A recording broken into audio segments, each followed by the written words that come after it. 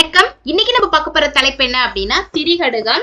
திரி அப்படின்னா மூன்றுன்னு அர்த்தம். கடுகம் அப்படின்னா காரம் உள்ள பொருள்.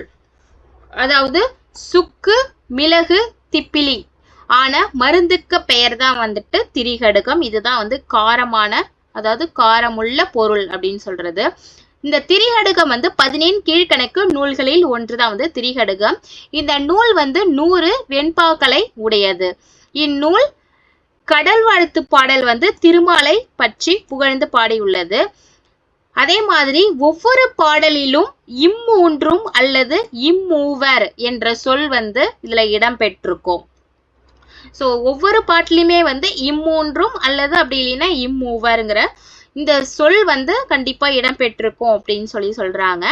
திரிகடுகமோட ஃபுல் டீட்டெயில்ஸ் எல்லாமே நான் ஃபுல் வீடியோ லிங்க் கொடுத்துருக்கிறேன்.